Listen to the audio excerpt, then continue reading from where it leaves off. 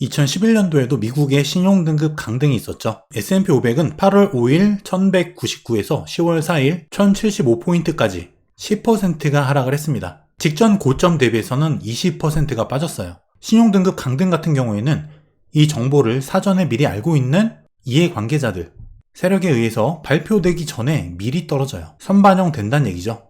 자, 그럼 이번에는 어떻게 될까? 정고점 대비해서 현재 마이너스 3% 정도 빠졌습니다. 2011년도에는 발표 전에 10%가 빠졌었는데 이번엔 분명한 차이점이 보이죠. 선반영 하락폭이 매우 적습니다. 하지만 20일 이평선을 주가가 깨고 내려왔고 데드크로스가 발생한 상황이에요. S&P 500은 현재 상승 채널 상단에 부딪히고 너무나 자연스럽게 하락이 진행될 수 있는 구간에서 빠졌습니다. 그럼 미국의 신용등급이 왜 강등이 됐을까요? 정치 갈등, 나라빚 폭증, 그리고 부채 상환 능력에 대한 의심이다. 미국의 국가 채무는 최근 몇 년 동안 급격히 증가합니다. 3년 동안 채무는 36%가 증가했어요. 12조 달러죠.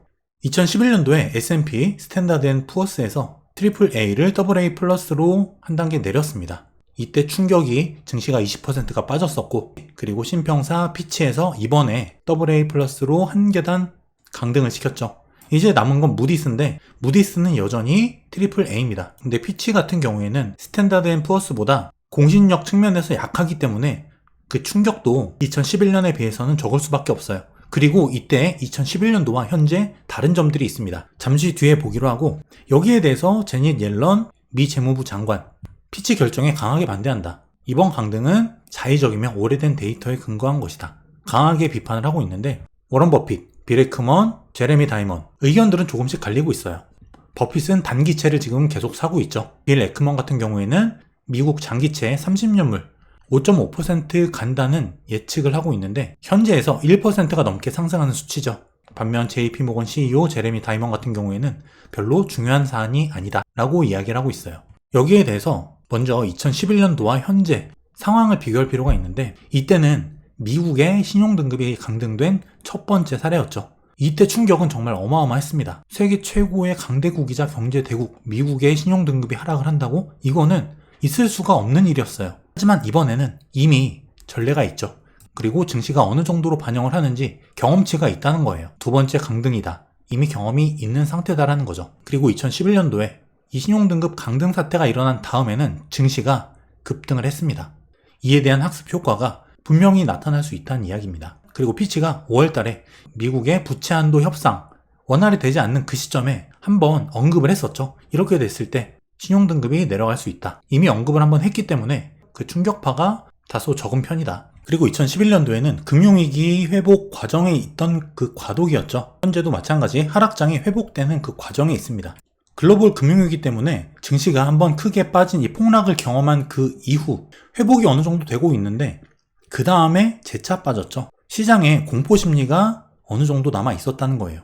이 부분은 현재도 비슷하다. 하지만 이번 하락장은 어느 정도 금리 그리고 물가 여기에 의한 경기 사이클의 하락 과정이었던 데 반해서 이때는 금융위기 하나의 이벤트가 발생한 시점이었어요. 그리고 신용등급을 강등한 신평사의 주체 바뀌었죠. 이때는 S&P 그리고 현재가 피치입니다. 공신력 있는 기관 S&P의 첫 번째 강등 충격이 이때가 더 심할 수밖에 없다는 거예요. 그리고 11년도에도 부채 관련된 이슈였죠. 부채 상한 협상 이게 원활하게 협상이 되지 않으면서 신용등급 강등이란 사태가 벌어졌고, 이번에는 부채 과다 그리고 부채 한도 협상 관련된 그 과정도 5월달에 원활치가 않았어요. 그리고 부채 관련된 이슈 외에 이 당시에는 유럽의 재정위기 이게 겹쳐 있었죠.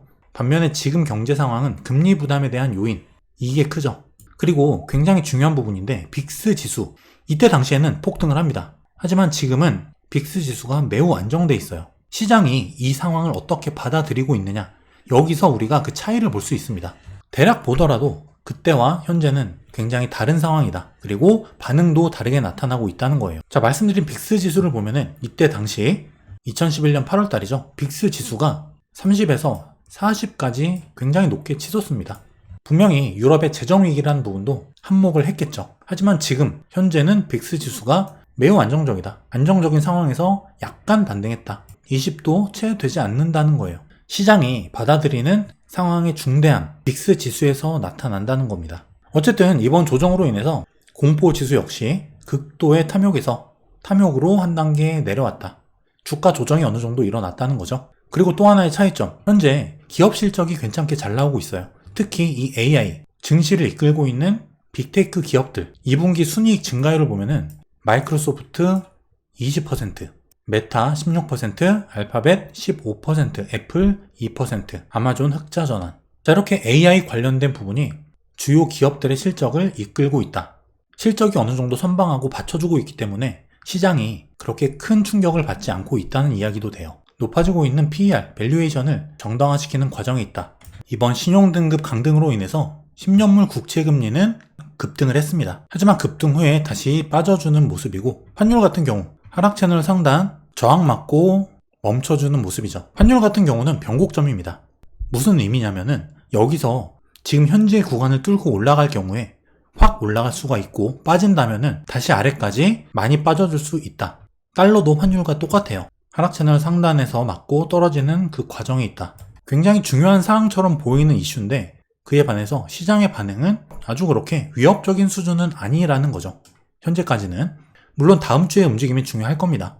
달러 또한 변곡점에 도달해 있다. 지금 현재까지 증시가 많이 올랐던 그 이유에는 금리 인상의 막바지, 이제 금리를 올리지 않을 거야 라는 기대감 때문이었는데, 9월 21일 또 한 번의 FOMC가 남아있죠.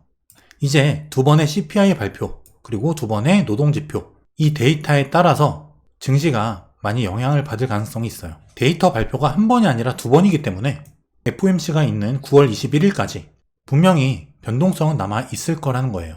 그리고 증시에서 가장 중요한 실적, S&P 500 분기별 EPS, 즉 실적 증가치죠. 급증하는 추세예요. 코스피도 마찬가지. 특히 미국의 2분기 GDP 성장률이 예상보다 2.4% 많이 올라갔어요. 그리고 실적의 실제 발표치가 추정치보다 높아요. 컨센보다 잘 나오고 있다. 순이익도 마찬가지. 코스피도 매출액, 컨센 대비 상회, 영업이익과 순이익 또한 상회하고 있다. 실적이 잘 나오는 과정이라는 거죠. 이게 중요한 거예요. 그리고 S&P 500의 EPS 전망치 추이가 이렇게 바닥을 치고 턴 어라운드 하는 그 과정에 와 있다는 거죠. 코스피도 마찬가지. 이 추이를 계속 지켜봐야 되겠지만, 경기 침체에 대한 우려가 조금씩 줄어들고 있는 시점이니만큼 추후에 경기 침체만 오지 않는다면 이런 실적의 추이는 증시에 긍정적으로 작용을 할 가능성이 있습니다. S&P 500 차트를 한번 볼게요. 월봉인데, 자, 20개월 이평선을 훌쩍 뛰어넘었죠. 제가 중기적인 흐름은 좋다고 말씀을 드렸습니다. 하지만 이격이 크다. 그 이격을 지금 메우고 있는 중이에요. 중기 추이는 양호하지만 그 이격을 조정하는 그 과정에 있다. 5개월 이평선과 지금 갭이 좀 떠있는 상태죠, 여전히. 이걸 무조건 메워야 되는 건 아니지만 이런 이격이 떠있을 때는 자연스러운 조정이 올 가능성이 있다. S&P 500 일봉입니다. 주요 구간 4,326포인트, 러프하게 4,330포인트, 중요 구간이라고 말씀드렸고, 이번에 조정이 만약에 추가적으로 발생한다면 이 지지 여부가 아주 중요할 거예요. 일봉을 좀 확대하면은 지금 계속 지지받던 20일 이평선을 이번에 깨고 내려왔죠. 일봉상 데드크로스가 나오고 있기 때문에 일단 추가적인 조정은 열어놓는 게 안전하겠죠. 그럼 여기 4,330포인트까지 현재 가격 대비해서 약 3.4% 갭이 남아있어요. 3.4% 정도 더 떨어진다면 중요한 지지 구간이 버티고 있다. 무조건 여기까지 떨어진다가 아니라 만약에 조정이 일어난다면 여기 지지 구간의 지지 여부를 중요하게 볼 수 있다는 겁니다. 그리고 코스피 기준점은 2510포인트라고 말씀드렸죠. 지금 현재 지수 2602포인트에서 2510까지 약 3.5% 갭이 떠 있다. 추가 하락이 여기까지 올 수도 있겠지만 하방 경직성을 보여줄 수 있는 좋은 자리다. 그리고 제가 말씀드렸던 그 파동 관점으로 봤을 때 첫 번째 파동, 두 번째 조정 파동, 그리고 지금 세 번째 파동이 진행 중이에요. 세 번째 파동에 4파 조정이 일어나는 과정으로 지금 보고 있는데, 이 다음에는 세 번째 파동에 5파 상승이 남아있겠죠. 그 다음엔 전체 파동에 4파 조정, 그 다음에 다시 5파 상승이 남아있을 겁니다. 4파 조정 같은 경우에는 가격적으로 크게 눌린다기보다는 박스권 움직임, 적정한 가격 눌림과 함께 기간 조정, 이런 형태가 많기 때문에 어느 정도 시간적으로 여유를 두는 게 좋아 보일 수 있어요. 특히 박스권의 형태로 진행이 된다면 이런 구간에서는 지수 조정의 폭은 크지 않더라도 종목별 순환매가 나타날 수 있기 때문에 자금의 흐름의 이동이죠. 많이 올라간 종목에서 돈이 빠지고 다른 산업 혹은 다른 이벤트, 다른 테마로 돈이 이동하는 그런 형태가 굉장히 빈번하게 나타납니다.